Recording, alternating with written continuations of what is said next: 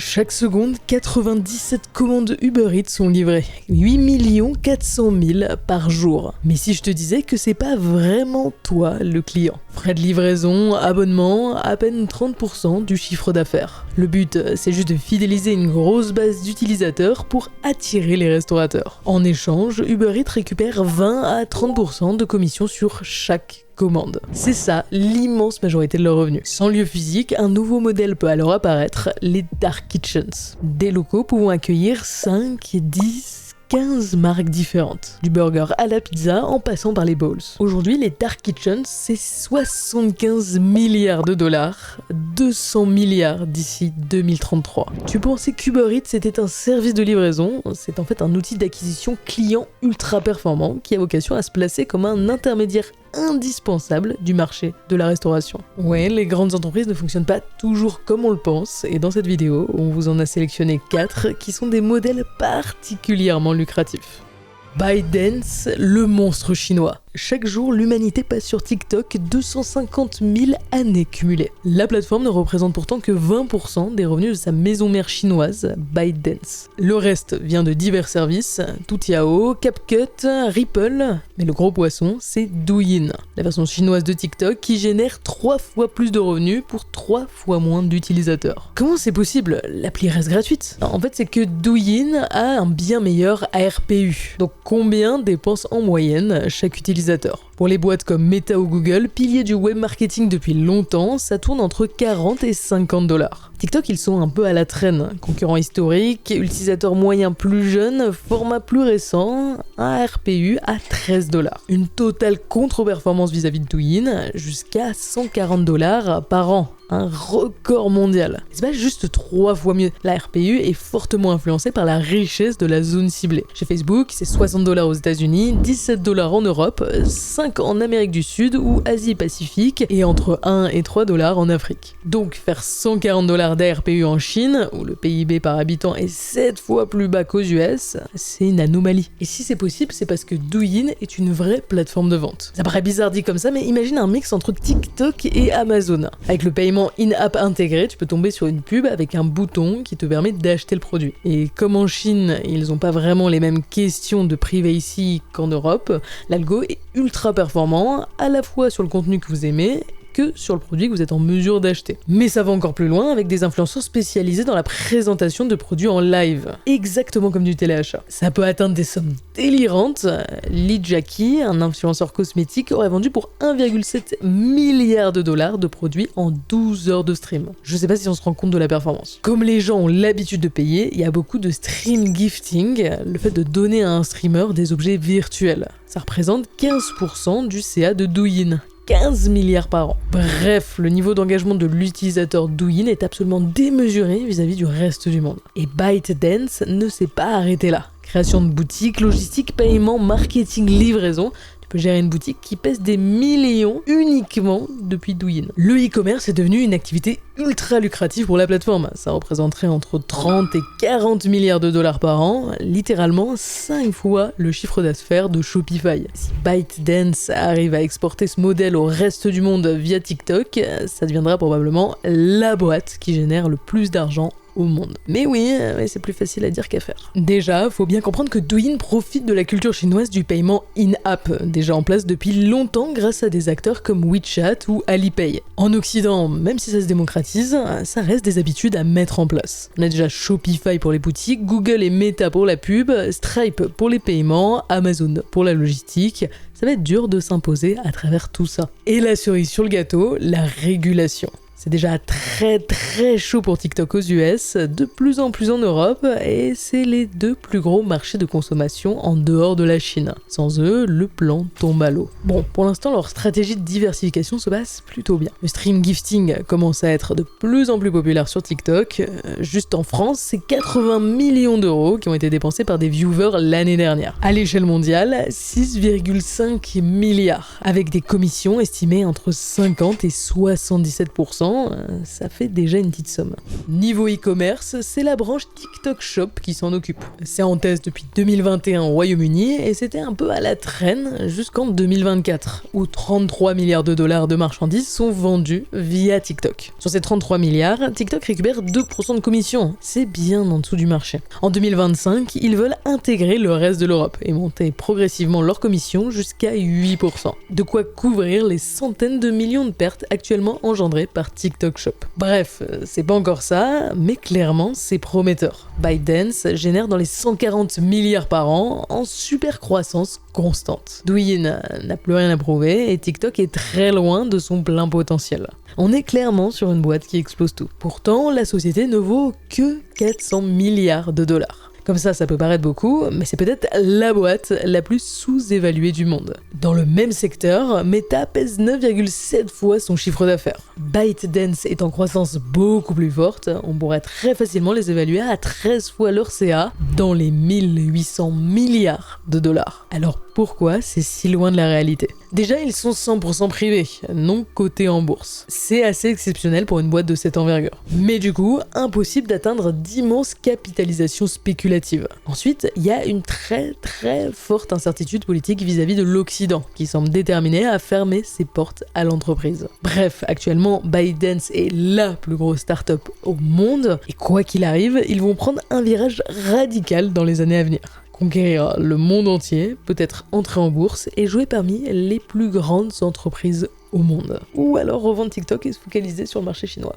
Nvidia, un immense château de cartes. En juin 2025, Nvidia atteint cette valorisation. C'est plus que le PIB de la France, plus qu'Apple et plus que n'importe quelle autre entreprise dans l'histoire. Pourtant, à peine 2 ans avant, il valait 10 fois moins. Alors qu'est-ce qui s'est passé? En gros, leur tâche c'est de concevoir des processeurs graphiques ultra performants. Leurs clients, ça peut être des entreprises de diverses industries comme l'ingénierie, l'automobile, le cinéma, ou alors les gamers avec leurs cartes GeForce. Mais là où ils pèsent, c'est sur l'équipement de data centers. Cloud, IA pour des géants de la tech comme Microsoft ou Amazon, mais aussi pour les grosses startups comme OpenIA. Vous l'avez compris, ce segment a littéralement explosé depuis la récente arrivée de l'IA, passant de 10 à 115 milliards de revenus annuels en moins de 3 ans. L'avantage quand t'es Nvidia, c'est que peu importe qui gagne la course, ils achètent tout chez toi. C'est un peu comme être le mec qui vend des pioches à l'époque de la ruée vers l'or. Il y a bien AMD qui est censé les concurrencer, mais dans les faits, c'est entre 85 et 90% des parts du marché qui sont contrôlées par Nvidia. C'est une place qu'ils ont réussi à acquérir en investissant énormément en R&D,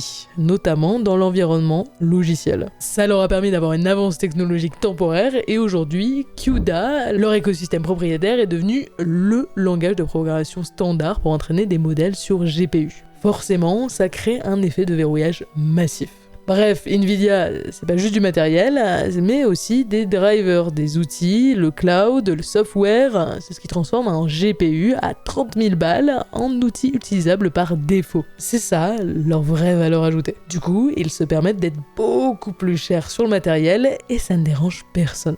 60% de marge brute chez Nvidia, c'est largement au-dessus de la moyenne. En comparaison, AMD c'est 49% et Intel 32. Avec cet argent, ils continuent à balancer des sommes astronomiques en R&D, 13 milliards sur 2025, et ça crée un cercle vertueux. Leur produit star chez les géants, c'est DGX. 8 GPU H100, des CPU 2 à 4 TO de RAM, 30 TO de NVMe et l'ensemble de l'écosystème Nvidia intégré. Prix d'une instance comme ça, faut compter entre 200 et 400 000 $ en fonction de la config. Bon, si vous êtes un peu ric-rac en ce moment, vous pouvez aussi en louer une pour seulement 30 000 $ par mois. Aujourd'hui, on en compterait entre 50 et 70 000 en activité. C'est absolument gargantuesque. Nvidia n'arrive même plus à suivre la cadence. Dans les périodes les plus chaudes, ça peut prendre jusqu'à 12 mois pour recevoir son GPU H100. Ça crée des mouvements assez fous sur le marché. Par exemple, CoreWeave a levé 2,3 milliards de dollars de dette pour réserver des GPU livrables jusqu'en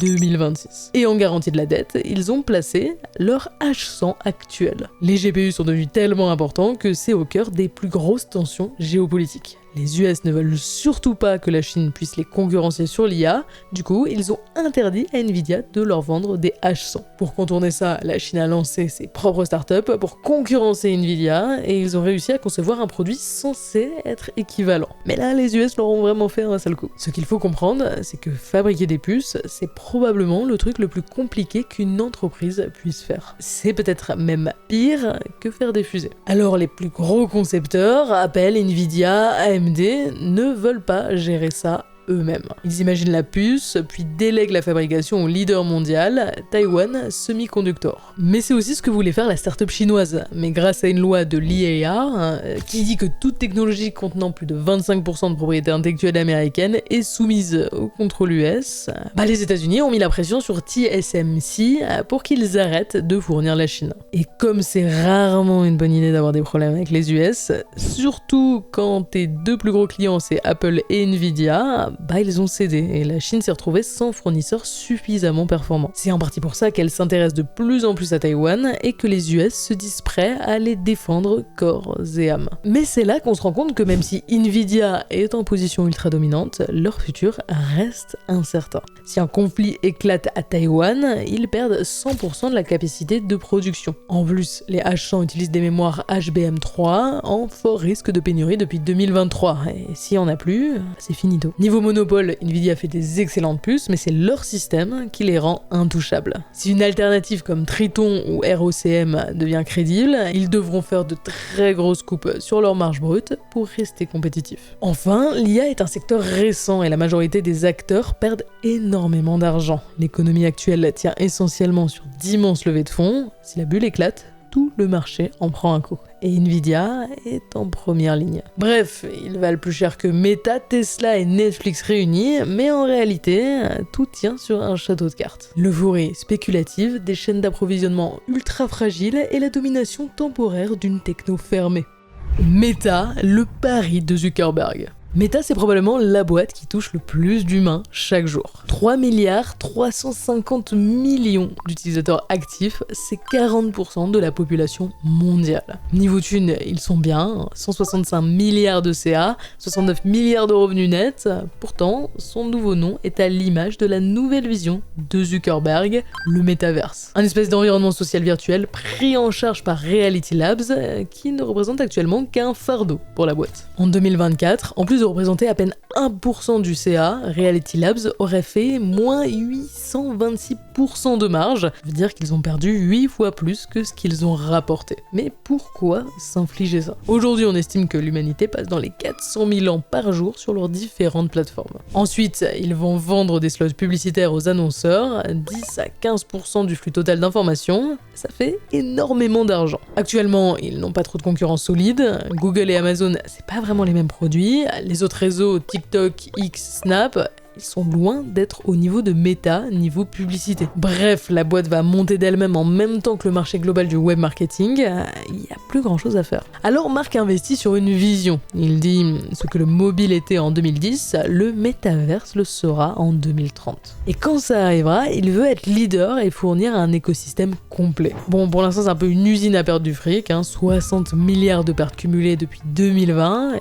c'est de pire en pire chaque semestre. Pourtant, le MetaQuest 2 est de loin le casque le plus populaire. Environ 20 millions de ventes, Meta contrôlerait plus de 70% des parts des marchés dans la VR. Le problème, c'est que même s'ils en avaient vendu 1 milliard, c'est pas sûr qu'il soit rentable. Il n'y a pas de chiffre public, mais on estime la marge brute d'un MetaQuest d'environ 10%, ce qui est extrêmement bas. À côté de ça, c'est 288 millions par semaine qui sont investis dans la R&D, entre autres pour continuer à pousser les prix par le bas. La stratégie est claire, il faut démocratiser la VR à tout prix. En fait, ils veulent pas faire de l'argent en vendant des casques, mais créer l'économie du métaverse et prendre leur part dessus. Vente de biens virtuels, commission de 30% sur toutes les transactions, publicité immersive, sponsoring d'événements, panneaux virtuels. Il y a énormément de possibilités. C'est plutôt malin, mais ça nécessite une vraie masse d'utilisateurs. Pour l'instant, seulement 37% des acheteurs de Quest 2 restent actifs mensuellement. Mais le pire, c'est pour Horizon World, leur métaverse expérimental. Ils visaient minimum à 500 000 utilisateurs actifs pour fin 2022, mais douche froide, il y en avait à peine 200 000. Ils n'ont plus publié de chiffres depuis, mais c'est clairement un immense flop. Alors oui, Horizon World est prématuré et ne correspond pas aux normes de qualité de l'époque, mais le problème est plus profond que ça. Ce qui fait d'un métaverse qu'il est bon, c'est avant tout ses activités. Mais pour qu'il y ait cette communauté, faut des activités. Et c'est un peu le problème de l'œuf et de la poule. En 2010, à l'éclosion du smartphone, il n'y avait pas ce problème puisque le téléphone était déjà démocratisé. Là, Meta en est conscient, il y a la barrière de la VR, alors ils essayent de la faire tomber. Horizon World est maintenant dispo sur mobile et ordinateur. Le but est de s'inspirer du modèle de Fortnite, Roblox et Minecraft qui sont techniquement des métaverses et qui marchent très bien. Mais pour l'instant, il y a toujours personne et ça fait terriblement cheap. Dans tous les cas, Meta ne saurait même pas quoi faire de tout son cash et Zuckerberg est déterminé. Il sera leader du métaverse. Alors il n'a pas dit son dernier mot. Le problème, c'est que si d'ici 5-10 ans c'est encore au point mort, ça risque d'embêter les investisseurs de voir partir des milliards juste dans le vent. Ce qui pourrait devenir un problème à terme pour toute l'entreprise. Alors toi, est-ce que tu crois que c'est perdu d'avance ou est-ce que tu penses qu'il va finir par y arriver? Apple, la plus grosse boîte du monde. Contrairement à ce qu'on pourrait penser, c'est pas Apple qui vend le plus de smartphones, mais bien Samsung. Sauf que le panier moyen chez Apple est 3 fois plus haut que le reste de l'industrie, et ça leur permet de capter 40% de tous les revenus du marché. Et le marché du smartphone, ça brasse. On compte actuellement 0,9 smartphones par être humain. Et en moyenne, les gens en achètent un nouveau tous les 3 ans. Ça permet à l'iPhone de générer 200 milliards de dollars par an. À lui seul, il fait plus que Meta tout entier. Ensuite, c'est la porte ouverte aux autres produits Apple pour profiter de leur écosystème fermé. Les chiffres parlent d'eux-mêmes, 60% des clients ont 3 produits ou plus, seulement 20% n'en ont qu'un. Une fois que vous êtes dans le système, Apple propose des services, iCloud, Apple Music, Apple TV, Apple Fitness, Apple Pay, Apple Care. Tout ça, ça chiffre dans les 100 milliards par an, 25% du CA. Mais la véritable vache à lait, c'est l'App Store. En 2024, il a généré 2 fois plus que toutes les ventes de consoles réunies. Les jeux comme Candy Crush, Genshin Impact, Clash of Clans, ça génère énormément d'argent. Et Apple prend une commission énorme sur les microtransactions. 30%, en moyenne, c'est 2 fois plus que Google Pay. En tant qu'application, tu peux pas refuser. Les clients qui dépensent, ils sont chez Apple. Certains ont tenté de s'opposer, comme Fortnite, et on a bien vu que les négociations n'étaient pas vraiment ouvertes. Bref, on l'a compris, Apple brasse énormément. Mais est-ce qu'ils méritent vraiment leur place de plus grosse entreprise au monde? Souvent, quand on parle de taille d'entreprise, on parle de sa capitalisation. Combien elle vaut au total? Bien sûr, il y a beaucoup de variances selon les secteurs, mais en général, le marché valorise une entreprise à travers des ratios. Le plus courant, c'est le PER. En gros, c'est un multiple du bénéfice de l'entreprise. Si Apple fait 100 milliards de bénéfices et qu'ils valent 3 trillions, ça fait un PER de 30. En général, les entreprises matures sont valorisées à 20-25 fois leurs bénéfices en fonction de leur stabilité. Secteur, taux de croissance, politique de dividendes, actualité, bref, c'est un peu le bordel. Mais c'est là que ça devient intéressant. Apple, malgré une croissance très faible pour une entreprise tech, ils sont valorisés autour de 30 fois leurs bénéfices. C'est largement surévalué, mais ce n'est pas vraiment une erreur du marché. C'est plutôt une sorte de prime accordée pour des raisons exceptionnelles. Déjà, Apple est extrêmement rentable. 25% de marge nette pour une boîte de cette taille, c'est juste immense. Du haut de ses 100 milliards de bénéfices annuels, ils sont sur le podium des entreprises les plus profitables au monde. Et ça n'arrive pas par hasard. C'est au cœur de la stratégie financière d'Apple. Déjà, ils ont abandonné Intel et Qualcomm pour concevoir leurs propres puces et les faire produire par TSMC. Comme ils commandent des milliards de puces par an, les fournisseurs se plient à leurs exigences et donc ça fait baisser les coûts. Apple, c'est aussi un monstre absolu de la logistique. Le lancement d'un iPhone se fait dans plus de 100 pays en même temps, sans surstock, sans pénurie, et c'est assez exceptionnel. Ils ont aussi économisé pendant longtemps en profitant de structures au Luxembourg et en Irlande. En 2017, Apple détenait 252 milliards de dollars de cash offshore non imposés aux États-Unis. Tout ça, ça leur permet de garder un cash flow et une trésorerie immense, un véritable pouvoir financier qui leur permet de prendre de la dette à moindre coût et ensuite de mettre une grosse pression acheteuse sur leur cours. Depuis 2012, ils ont racheté pour plus de 650 milliards de dollars de leurs propres actions. Résultat, ça limite la volatilité du cours et le nombre d'actions en circulation diminue, ce qui fait augmenter artificiellement le bénéfice par action. Bref, en plus d'être sur le podium des boîtes les plus profitables au monde, c'est avant tout une stratégie financière ultra rodée qui convainc chaque jour les investisseurs d'acheter des actions d'une boîte surévaluée qui vaut déjà 3000 milliards de dollars.